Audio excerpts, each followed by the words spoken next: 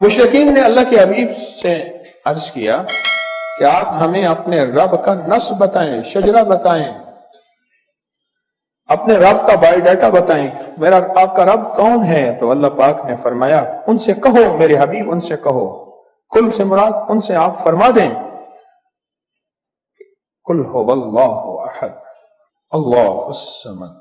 जब बंदा पढ़ते ना अल्लाहुस समद, गौर से सुनिएगा, कुल हुवल्लाहु अहद अहद अहद अल्लाह समद। जब बंदा पढ़ता ना अल्लाह समद, जो समद है, समद स्वाद मीम और दाल, जब बंदा पढ़ता ना अल्लाह समद, तीन फरिश्ते फौरन उसी की तरफ मुतवज्जे होते हैं, और अगर चौथा आना चाहता है तो उसको कहते हैं अभी तेरा वक्त नहीं, तेरी जरूरत नहीं, चौथा इज़राइल।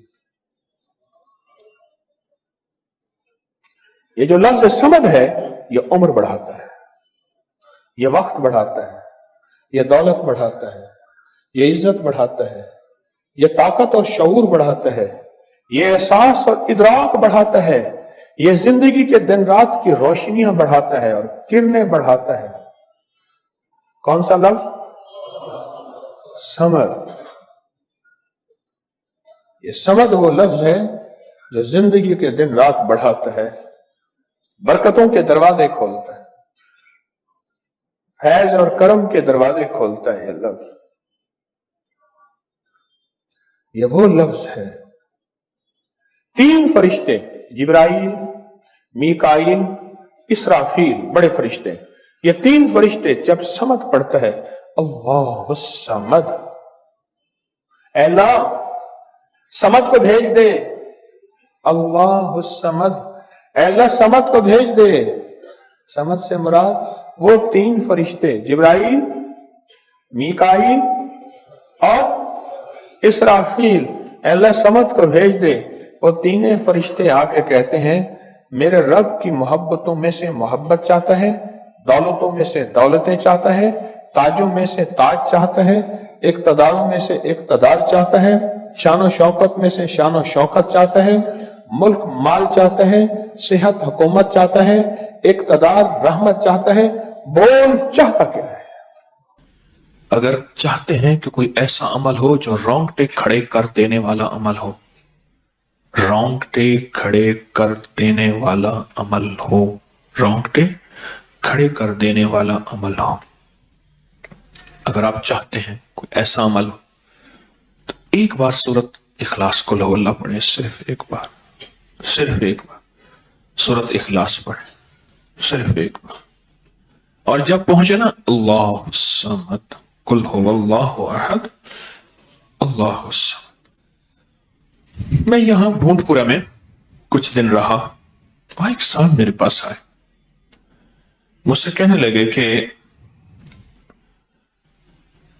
मेरे ऊपर किसी ने एक ऐसा काला जिन और ऐसा खतरनाक जिन मुसल्लत किया है कि जो मैं आंखों से देखता हूं और मेरी बीवी आंखों देखती है, बच्चों को नजर नहीं आता, कोई घर में आए उसको नजर नहीं आता, मैं आंखों में देखता हूं। कहने लगा ऐसे दीवार के अंदर चला जाता है, फिर दीवार से बाहर निकल आता है, छत के अंदर जाता है और छत फटती महसूस होती है।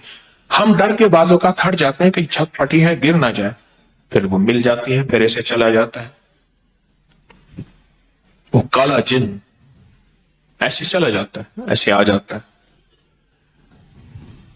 कहा कि उसे किसी ने हमारे ऊपर मुसल्लत किया है, मुसल्लत किया है। उनके कुछ मसाइल थे, कोई आपस में मुसल्लत किए, और कहा कि वो जिन ऐसा है हमें इबादत नहीं करने देता, तस्बीह नहीं करने देता, वजीफे नहीं करने देता, अमाल नहीं करने देता, हमारा मुंह बंद करता है। मुझे आज भी उस बंदे के अल्फाज याद हैं। दो उसके साथ बूढ़ी खवातीन थी, एक बहन थी, एक बीवी थी, बेचारा हालात का सताया मरा हुआ, कुछ 60-65 के 70 के करीब उसकी उम्र थी। कहने लगा कि जब मैं कुल हु अल्लाह पढ़ता हूं तो उसकी गिरफ्त ढीली पड़ जाती है, और जब मैं पढ़ता हूं ना अल्लाह समद تو کہا کہ اللہ الصمد پڑھتے ہی وہ ایک دم دور ہو جاتا ہے، ایسے جیسے کسی چیز کو کوئی دھکا دے اور وہ چیز دھکے سے ایک دم دور ہو جائے۔ اللہ الصمد، ایک دم وہ دھکے سے ایک دم کوئی دور ہو جائے۔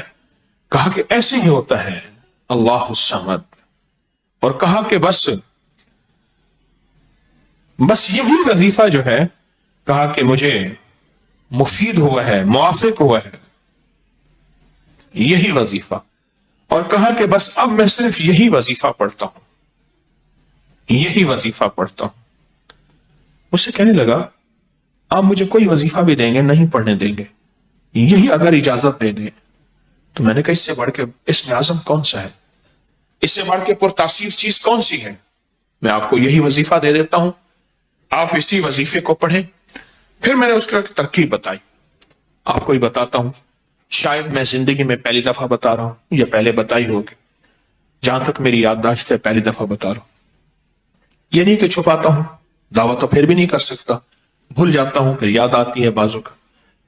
اب وہ چیز آپ کو عرض کر رہا ہوں، میں نے اسے کہا صرف ایک دفعہ سورۃ اخلاص پڑھ، اول آخر 3 دفعہ درود شریف۔ رونگٹے کھڑے کر دینے والا عمل، اس کا نام جو میں نے سال سے رکھا ہے، رونگٹے کھڑے کر دینے والا عمل۔ حدیث میں آتا ہے، مفہوم ہے کہ جب بندے کی اضطرائی کیفیت ہوتی ہے، بے چین، بے قرار، پریشان ہوتا ہے، مضطرب، اس وقت عرش الہی ایک دم میں حرکت میں آتا ہے، رحمت متوجہ ہوتی ہے اور اللہ کا عرش ہل جاتا ہے۔ رونگٹے کھڑے کر دینے والا عمل، ایسا عمل جس میں انسان جو ہے بس ایک پل میں ایسے بے چین، بے قرار ہو۔ اس کی ترکیب یہ ہے کہ والا کر درود پاک 3 بار، ایک دفعہ سورۃ اخلاص پڑھیں، اور پڑھ کے جب اللہ الصمد پہ پہنچے نا تو اس کو ہلکا ہلکا دل میں دہرائیں، اللہ الصمد، اللہ الصمد، دہرائیں، توجہ سے دہراتے جائیں۔ پہلے الفاظ آتے ہیں، اور سے سنیے گا، پہلے الفاظ آتے ہیں، پھر کیفیات آتی، پہلے الفاظ آتے ہیں پھر کیفیات آتی ہے۔ پہلے الفاظ آتے ہیں، انسان پہلے الفاظ سے، بچے کو آپ ایسے لوگوں کے ساتھ پلنے کے لیے جو بول نہیں سکتے، بچہ کبھی نہیں بولے گا، وہ کرے گا، بول نہیں سکے گا، کیونکہ بچہ الفاظ چنتا ہے، پھر وہ الفاظ بولتا ہے۔ پہلے الفاظ ہوتے ہیں۔ کسی نے پوچھا حضرت میرا دل ذکر نہیں کرتا، بس زبان سے کرتا ہوں۔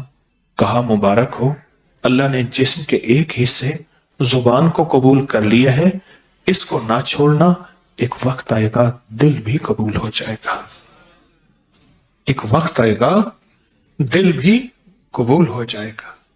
اس زبان والے ذکر کو نہ چھوڑنا، ایک وقت آئے گا دل بھی قبول ہو جائے گا۔ اس کو نہ چھوڑنا، حقیقت کہہ رہا ہوں۔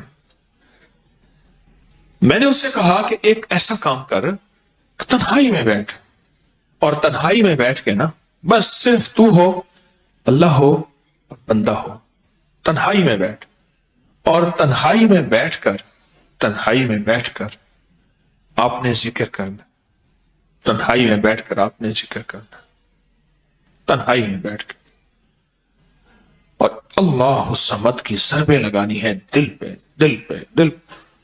پڑھنی صرف ایک دفعہ سورۃ اخلاص ہے، اور جب دیکھیں نا رونگٹے کھڑے ہو گئے ہیں اور انگ میں سے آنسو بہنا شروع ہوئے ہیں، آنکھوں سے اور دل سے اور کیفیات سے ہر جسم کا حصہ اللہ کی طرف متوجہ ہو گیا ہے، ہر دل کا حصہ، ہر جسم کا حصہ، ہر رگ اللہ کی طرف متوجہ ہو گئی ہے۔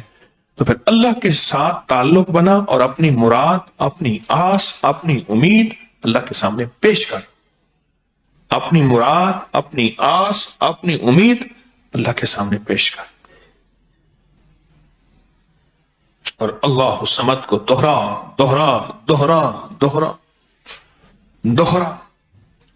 یہ جو جنگلوں میں کہتے ہیں چلا کیا فلاں بابا جی نے، پہاڑوں کی غاروں میں چلا کیا فلاں بابا جی نے، کنووں کے اندر چلا کیا، ابھی بھی ایسے کنویں موجود ہیں جس کے نیچے اتر کے پانی بھرتے تھے، اس کو ہمارے برے صغیر کی زبان میں باولی کہتے ہیں،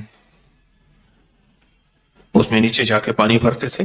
میں نے بخارا کے اندر دیکھا اور کئی جگہ دیکھا، ٹھٹھا میں بھی ابھی وہ ہیں، ٹھٹھا میں لیکن خشک ہو چکے ہیں، نیچے جا کے پانی بھرنا، ان کنووں کی گہرائیوں میں جا کے، تنہائیوں میں بیٹھ کے، خشک کنووں میں اللہ الصمد اور ذکر، اس کی وجہ اندر تنہائیوں میں۔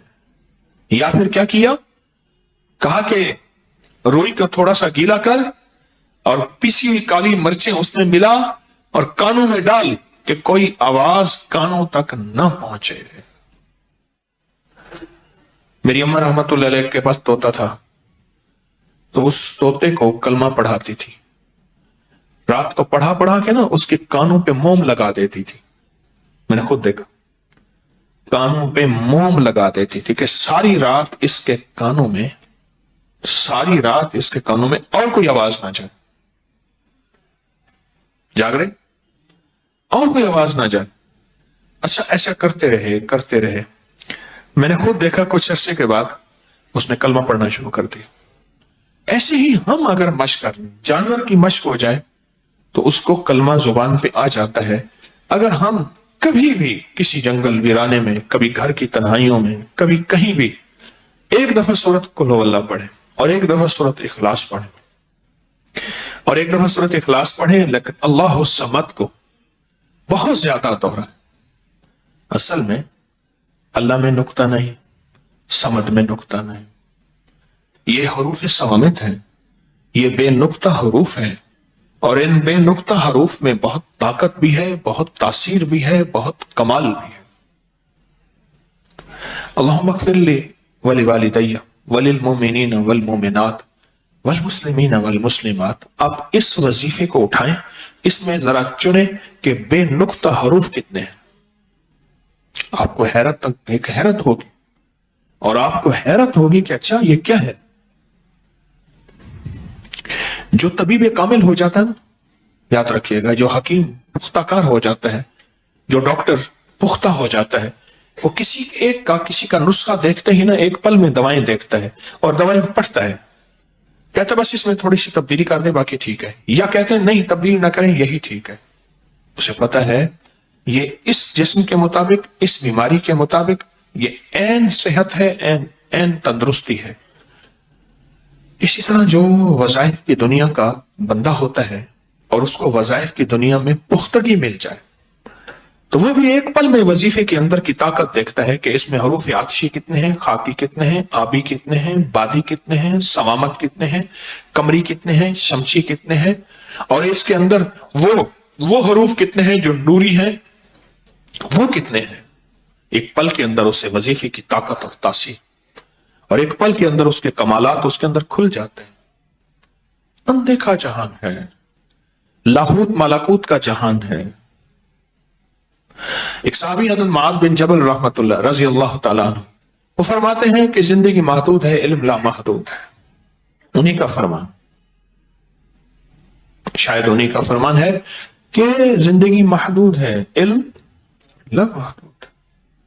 تو جو علم لا محدود ہے اس کو ہم اپنی عقل سے سمجھنے کی کوشش کریں، اپنے شعور سے سمجھنے کی کوشش کریں، اپنے احساس اور ادراک سے سمجھنے کی کوشش کریں تو نہیں سمجھ سکتے۔ علم ہے ہی لا محدود، اس کی حد نہیں ہے۔ کبھی اگر آپ رونگٹے کھڑے کر دینے والے عمل کو چاہیں نا تو بیٹھ کے اس کی مشق کر لیں، دوسری یا تیسری مشق کے اندر آپ کو توجہات مل جائیں گی، ایک پل میں وجدان مل جائے، آپ حیران ہوں گے یہ کیا ہوا، اتنا جلد مجھے توجہ مل گئی، ساری عمر میں بڑی بڑی دعائیں مانگتا رہا، کبھی توجہ نہ ملی،